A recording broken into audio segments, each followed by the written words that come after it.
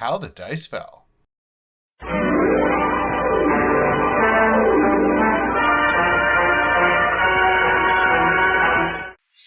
Daniels and the Trees of Knowledge. Part 1. When last we left our fearless explorers, They were on Earth. we're on Earth on unpaid leave. as punishment for our previous endeavors. They were called back in for a briefing. Captain Smythe was still not very happy with them.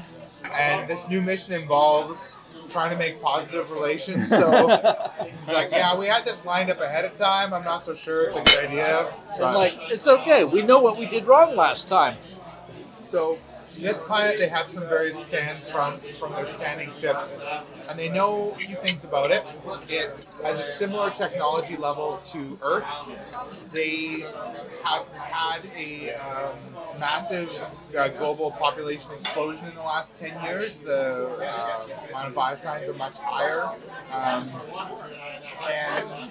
they're interested in how this happened. You know, what can we learn from it, and also scientific and cultural exchange, because they're a similar tech level to us. And that's it. Basically, go there, Meet try the to make, locals, find out what up. yeah, be willing to give them tech, and hopefully take some tech in return. That's it. Yep. Standard meet and greet, established relations. So we head out, and we get massacred again. Our ship, Probably the worst our ever. ship just gets absolutely wrecked. We actually kept playing after the first thing. Like literally every zone got taken to max damage. It was like the worst ever. Yeah. I have to admit that the first stumble along the way was kills. I took a turbo lift that someone else had already taken, which delayed me by a turn, which meant that I wasn't able to wiggle the mouse in time, which meant everyone got delayed a turn, and Bill got delayed a second turn. And just everything cascaded into failure and ruin from there. There was some, I think Shannon ran against the wall for a while as well, so there was other people that were like a little screwed up, but I was the one that got it. Oh yes, I think that was because Bill was freaked out because I found out about the Leviathan right before we left, like probably right as we were strapping in for launch. Flint Daniels started talking about, the Leviathan is out there. I can't remember how it came up.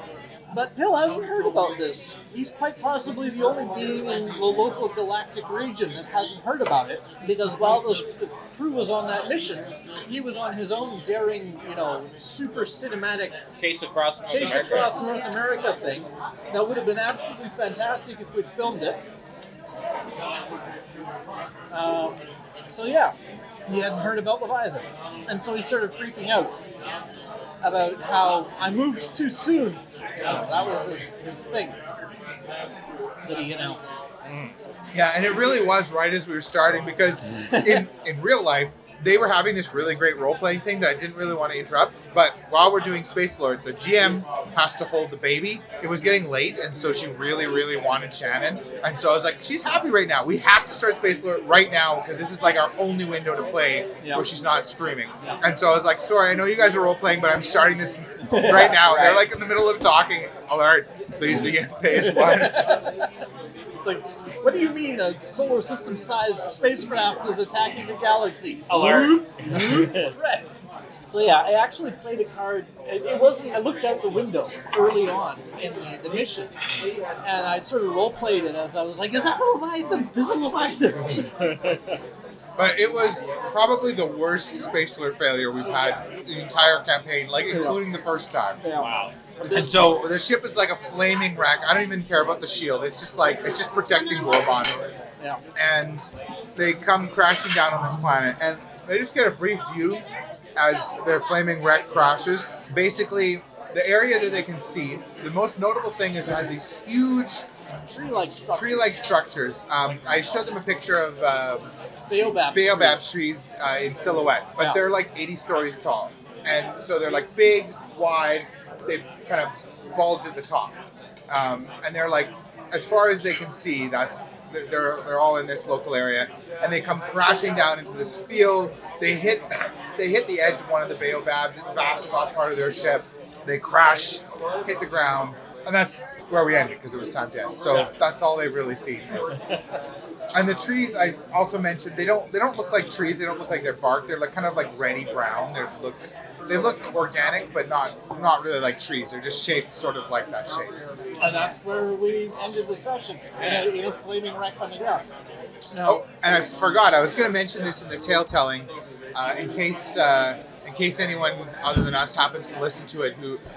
In this session, I'm blatantly ripping off something from a book called Beyond the Ice Limit. So if anyone is going to read that book and hasn't yet, you should read it first so that I don't ruin it for you.